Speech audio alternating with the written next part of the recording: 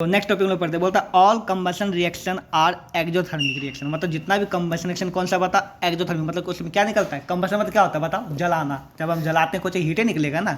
तो कोई भी कंबशन रिएक्शन क्या होता है बताओ, एक्जोथर्मिक होता है। तो सिंपल सी बात है, एग्जाम्पल यहाँ दिया हुआ है क्या है, combustion of fuel.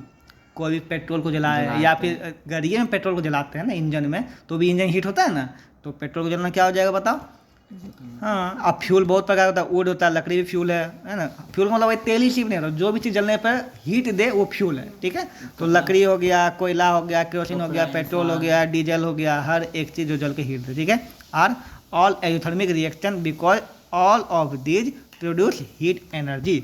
Even the combustion of food, जो फूड जो हमारे पेट के अंदर जो फूड भी जो गलता है वो भी क्या है बताओ। हाँ, एक्सोथर्मिक रिएक्शन है, क्योंकि वो पचता जो खाना वो क्या डाइजेशन क्या है, एक्सोथर्मिक रिएक्शन है, क्योंकि उसमें एनर्जी निकलता है। वही एनर्जी को यूज करके हम लोग जिंदा रहते हैं, सेल हम लोग को जिंदा रहता है, ठीक है। यहाँ पे तो फूड को लाइक ग्लूकोज, ग्लूकोज जो हम लोग पीते हैं, और ग्लूकोज जो अलग होता है, ग्लूकोज से ही ग्लूकोज का मतलब कंपनी उसको कॉपी किया है। ग्लूकोज होता है जो शरीर के अंदर होता है, जब हम कुछ खाते हैं ना तो उसको क्या करता है, सबको पचा के क्या बनाता है, food in the form of glucose and glucose plant store food in the form of starch.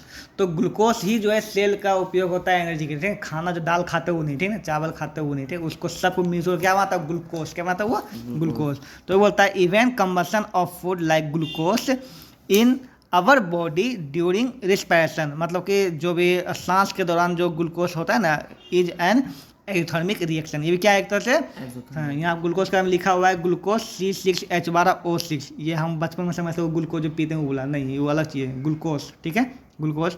During digestion starch, during digestion the starch carbohydrate is taken down, sorry ब्रेकन down into simple carbohydrate and glucose, ठीक है, cold glucose. तो glucose का ये definition दिया हुआ है कि जब फूड जब डाइजेस्ट होता है ना, तो हम लोग को जो भी स्टार्च होता है ना, खाना में स्टार्च होता है, क्योंकि पौधा हम खाते हैं, पौधा स्टार्च रखता है अपने अंदर। वो स्टार्च जो हम खाते हैं वो स्टार्च हमारे अंदर आता है। तो स्टार्च हुआ, कार्बोहाइड्रेट हुआ, प्रोटीन हुआ, ये सब ब्रेक डाउन होकर के सिंपल कार्बो, ये सब जब ब्रेक डाउन होता है क्या बन जाता है, उसको क्या बोलते हैं हम लोग, ग्लूकोज, ठीक है। सीधा प्रोटीन हम लोग नहीं पचा सकते, ग्लूकोज के रूप में कन्वर्ट करना पड़ता है उसको, ठीक है। यहाँ पे आई बोलता है during respiration glucose combines with the oxygen in the cell and our body to form carbon dioxide gas and water along with the production of energy। तो देखो आप पहले समझो, यहाँ पे देखो इस ये कौन सा हम लोग को पता हो, ये रिस्पिरेशन का, किसका ये रिस्पिरेशन, ये भी तुम्हारे एग्जाम्पल में दिया हुआ है ना उसमें, ठीक है। यहाँ पे तो यहाँ पे क्या हुआ कि पहले खाना से क्या निकाले हम, अब ग्लूकोज क्या करेगा, तो ग्लूकोज जो है अब ऑक्सीजन जो हम सांस लिए रिस्पिरेशन कर दिया, किसका दिया बताइए, रिस्पिरेशन का। ग्लूकोज हो गया तो हो गया तुम्हारा खत्म, डाइजेशन खत्म। अब यहाँ पर आता है रिस्पिरेशन, इसका किसका, ये पूरा श्वसन का है, सांस का जो भी हम लोग लेते हैं ना, रिस्पिरेशन सिस्टम का है, ठीक है। यहाँ पर हाँ, तो रिस्पिरेशन सिस्टम में क्या होता है, जब ग्लूकोज को ऑक्सीजन, हम लोग ऑक्सीजन लेते हैं, ऑक्सीजन से मिलाते हैं, तो मिला क्या होता है, इसको गर्म क्या करता है, ये जलता है, क्या करता है ये, और क्या निकलता है, CO2 गैस निकलते हैं, हवा बाहर छोड़ते हैं, CO2 गैस निकालते हैं, पानी भी बनता है ना, और क्या निकलता है, एनर्जी। और एनर्जी कौन इस्तेमाल करता है, हाँ। अब तुमको समझ में आएगा हम लोग खाते भी क्यों, ऑक्सीजन क्यों लेते हैं बताओ, क्यों लेते हैं बताओ, खाते हैं ताकि उससे क्या बना सके, ऑक्सीजन। क्यों लेते हैं, क्योंकि उसको तोड़ने में मदद करता है ऑक्सीजन, है ना, तोड़ के CO2 गैस निकल जाता है बाहर, और ये यहाँ पे H2O पानी भी बनता ही है, और एनर्जी निकलता है, जो कि एनर्जी के लिए हम लोग खाते हैं, ठीक है, क्लियर। तो अब यहाँ पाता है रिस्पिरेशन, यहाँ पे तो बोलता है respiration is exothermic process, respiration is an exothermic process because energy is produce during this process, ठीक है, as shown by the above equation, जैसा इक्वेशन बताया गया, ठीक है। The burning of magnesium wire, magnesium wire को जलाया तो कौन सा रिएक्शन है बताओ, एक्सोथर्मिक, हम पहले बताओ क्योंकि हीट निकालेगा वहाँ पे, ठीक है।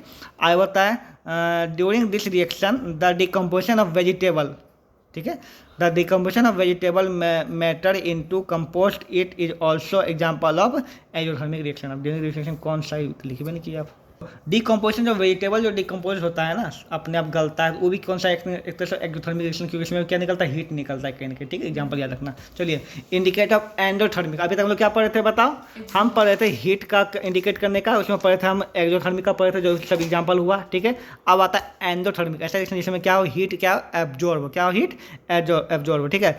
Those reaction in which heat is absorb is known as जो एंडोथर्मिक रिएक्शन पता है, एग्जांपल हम लोग यहाँ पर आता है व्हेन नाइट्रोजन, देखो जब नाइट्रोजन को है, nitrogen and oxygen are heated with the vegetable, sorry with very high temperature, vegetable बोल दी गलती से, जब नाइट्रोजन और ऑक्सीजन को बहुत ही हाई टेम्परेचर से उसको जलाया जाता है तो वो क्या करता है ना, एनओ बनता, क्या बनता है पता, they form nitrogen monoxide, NO का क्या हो गया, मोनोऑक्साइड होता है ना, and a lot of heat energy absorb, heat क्या होता है, एब्जॉर्ब, इसको देखो गर्म कर रहे हैं हम, अलग से हम गर्मी दे रहे हैं, फिर भी क्या करता है, हीट क्या करता है, ये रिएक्शन में क्या करता है, एब्जॉर्ब कर लेता है। ऐसा कभी सुना कोई को इस पर क्वेश्चन बनता है, कौन सा रिएक्शन इसको गर्म करने वो ठंडा हो जाता है, गर्म करने क्या हो जाता है वो ठंडा, तो अलग से गर्मी दे रहे हो उसको तो क्या हो जाएगा वो और ठंडा कर देगा, ठीक है यहाँ पर।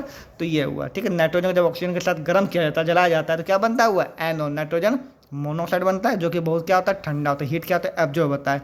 बोलता है an endothermic reaction is usually indicate with the heat energy और जस्ट एनर्जी किधर साइड में, रिएक्टेंट साइड में, किस साइड में, रिएक्टेंट साइड में, ठीक है यहाँ पर। The reaction in which nitrogen and oxygen combine to form nitrogen monoxide take place inside the engine of motor vehicle, ठीक है। देखो इंजन जो मोटर व्हीकल होता है ना, उसमें यही चीज़ का रिएक्शन करवाया था जानवर, ताकि मोटर ठंडा रहे, क्या रहे यहाँ पे, ठंडा। देखो जब मोटर गाड़ी चलता है तो बहुत ज़्यादा हीट करने लगता है ना, तो उसके अंदर ये जानबूझ के नाइट्रोजन, ये ऑक्सीजन मतलब दिया जाता है, ठीक है, ताकि वो जल के क्या कर दे, उसको क्या कर दे, ठंडा कर दे, ठीक है यहाँ पे। तो बहुत ही बड़ा ऑब्जेक्टिव बन गया कि मोटर व्हीकल के अंदर जो है कौन सा रिएक्शन का वो क्या होता है, ठंडा रहता है ना, बहुत ज़्यादा गर्म वो करता है, बहुत ज़्यादा गर्म नहीं करता है, कौन सा होता है बताओ, ये रिएक्शन है, नाइट्रोजन को ऑक्सीजन के संपर्क में जलाया जाता है, ठीक है यहाँ पे। All combination reaction require energy, जितना भी कॉम्बिनेशन बोल दिए, जितना भी डीकम्पोजिशन रिएक्शन है, डीकम्पोजिशन रिएक्शन उसको क्या चाहिए, एनर्जी चाहिए, क्या चाहिए उसको, एनर्जी चाहिए, ताकि इसलिए वो क्या बनता है बताओ, एंडोथर्मिक रिएक्शन, क्या होता है वो, एंडोथर्मिक रिएक्शन बन जाता है, कौन सा बन जाता है, एंडोथर्मिक, जो भी है ना जो। तो all decomposition reaction are require energy in the form of heat, light और इलेक्ट्रिसिटी, तीनों में से कुछ भी हो सकता है, ठीक है। और बोलता है to take place, so all the decomposition reaction are endothermic reaction, जो भी डीकम्पोजिशन रिएक्शन होगा वो क्या हो जाएगा, जो अपने आप जो गल रहा है, क्या हो रहा है, गल रहा है कोई भी चीज़ अपने आप, तो क्या हो जाएगा, एंडोथर्मिक, क्या हो जाएगा वो, जिसको एनर्जी चाहिए गलने के लिए ना, तो क्या हो जाएगा बताओ, एंडोथर्मिक रिएक्शन, क्या हो जाएगा वो, एंडोथर्मिक। हाँ जैसे हम देखो CaCO3, ठीक है, कैल्शियम कार्बोनेट होता है, इसको जब जलाया जाता है, क्या कहते हैं, गर्म किया जाता है, हीट किया जाता है, तो क्या बनता है, कैल्शियम ऑक्साइड, क्या बनता है, कैल्शियम ऑक्साइड को क्या बोलते हैं हम लोग, लाइम, क्विक लाइम, चूना, CaO बनता है, क्या बनता है, CaO, और क्या निकलता है, कार्बन डाइऑक्साइड गैस निकलता है, ठीक है। देखो ये जो है ना CaCO3, ये चूना पत्थर, क्या है यहाँ पे, इस प्रोसेस को थोड़ा समझ लो, अच्छा रहेगा। देखो तो चूना जो है ना, चूना नहीं मिलता, वो पत्थर के रूप में आता है, ठीक है ना, उसको बोलते हैं CaCO3, ये पत्थर के रूप में आता है, ठीक है ना। अब पत्थर से चूना निकालने के लिए क्या करते हैं, इसको बस हम गर्म करते हैं, क्या करते हैं, इसको बहुत तेज गर्म करते हैं, जब हम गर्म करते हैं ना तो क्या निकलता है, चूना, क्या निकलता है, चूना, और गैस निकल जाता है, CO2 गैस क्या हो जाता है, निकल जाता है। अब समझते हैं आगे, इस चूना को जब हम पानी से मिलाते हैं, क्या मिलाते हैं, पानी से, क्या होता है बताओ, बहुत तेज गर्म होता है, और क्या बनाता है बताओ, CaOH का होल्ड, क्या बनाता है, हाँ कैल्शियम हाइड्रोक्साइड, क्या बनाता है यहाँ पे बताओ, कैल्शियम हाइड्रोक्साइड बनाता है, क्या बनाता है, कैल्शियम हाइड्रोक्साइड गैस बनाता है, ठीक है ना, यहाँ पे जिसको हम लोग यूज़ करते हैं ना खैनी खाने के लिए, और वाइट वॉशिंग में, किस में यूज़ करते हैं बताओ, घर का चूना करने, क्या करते हैं, ये बहुत बड़ा क्वेश्चन पूछे, वाइट वॉशिंग में किसका उपयोग किया था, चूना, पानी, ये CaOH का होल्ड को यूज किया जाता है वाइट वॉशिंग के लिए, इसमें हाँ इसमें हीट एब्जॉर्ब होता है, ठीक है, इसमें हीट एब्जॉर्ब कम होता है, ठीक है। चूँकि ये टूट रहा था, डीकम्पोजिशन रिएक्शन है, और डीकम्पोजिशन रिएक्शन में हमेशा क्या होता है बताओ, एंडोथर्मिक, क्या होता है, एंडोथर्मिक, क्योंकि उसमें एनर्जी, कुछ भी तोड़ने के लिए उसकी एनर्जी चाहिए। ये एनर्जी तीन प्रकार से, किस प्रकार से, हीट, इलेक्ट्रिसिटी और लाइट, ये हम आगे पढ़ेंगे। डीकम्पोजिशन रिएक्शन में तीन चीज़ दे सकते हैं, ठीक है, हीट दे सकते हैं, इलेक्ट्रिसिटी दे सकते हैं, और क्या सकते हैं, light. The decomposition reaction calcium hydrocarbonate, calcium carbonate हुआ है ना, इसको जब जलाया जाता है ना, गर्म किया तो क्या होता है, हीट एनर्जी एब्जॉर्ब होता है, इसलिए इसमें क्या होता है, ये डीकम्पोजिशन रिएक्शन है, और यहाँ पे ये चूना का निर्माण होता है। तो किसी भी फैक्ट्री में चूना का निर्माण किससे किया जाता है, इसी रिएक्शन से किया जाता है, CaO से, ठीक, लाइम का।